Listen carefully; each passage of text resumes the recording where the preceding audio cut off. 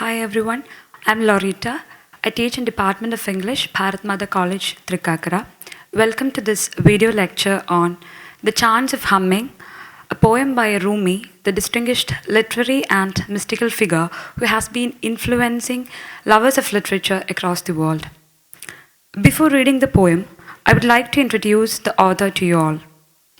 Jalaluddin Rumi, also called by the honorific Maulana, was a 13th century Persian poet and Sufi mystic.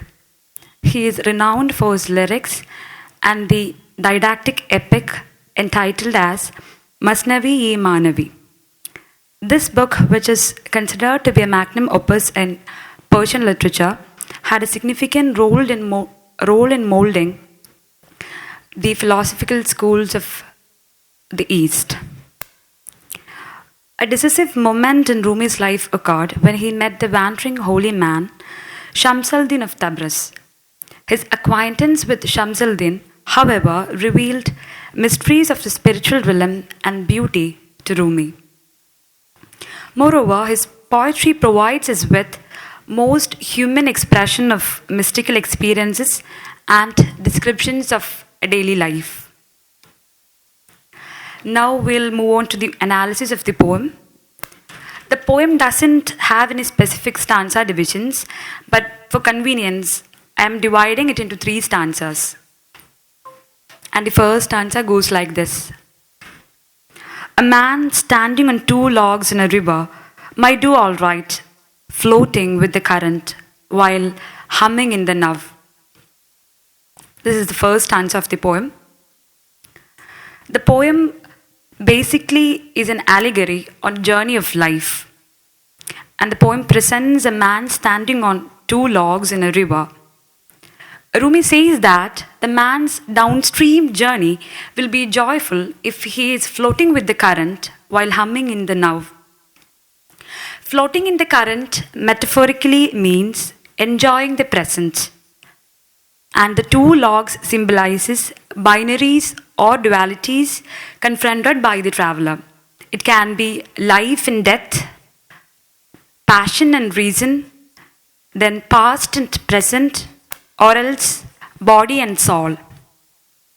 Rather than understanding these binaries as dualities or opposites, life demands us to view them as a continuum and urges to make a happy juxtaposition of these dualities for life to be successful. Moreover, we can assume that the humming here signifies the happiness and exhilaration felt by the traveler. So it is pertinent to realize that present moment is all that we have, and Rumi stresses the importance of staying awake. This maxim, to stay awake, acts as the foundation of the Eastern philosophical school called Zen spirituality. So the more we carried away by cares of life, the lesser shall be the chance of humming. Then let's read the second stanza of the poem.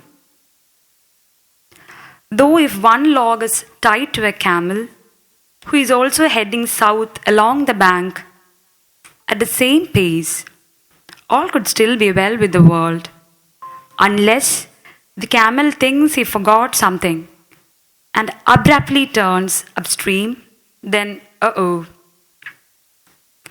In this particular stanza, the poet presents a hypothetical situation in which one of the logs is tied to a camel moving in same direction along the bank.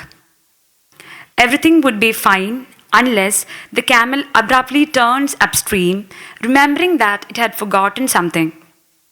It shows that the camel is still sticked to the past. The ease of the journey is disturbed when humans are preoccupied either with the pangs of the past or the concerns for the future. The situation of the camel being tied to one of the logs can be comparable with the lives of human beings as well.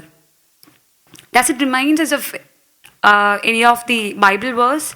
Yes, it resembles with the Bible verse, "Thou shalt not be anxious about tomorrow."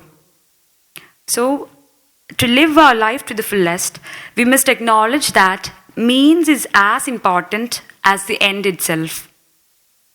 Thus, we need to get away from the rat race of life and should learn to enjoy the trifles that make the journey more meaningful. And the concluding stanza goes like this. Most minds do not live in the present and can stick to a reasonable plan. Most minds abruptly turn and undermine the chance of humming. The final stanza marvels the message of the poem. The poet regrets that most people refuse or fail to live in the present moment and abruptly break away from the smooth flow of life. Thus, they thwart the chance of humming in the present moment. Also, most people stick to a reasonable plan to lead a methodical and ordered life and refuses to see the loveliness of the present moment.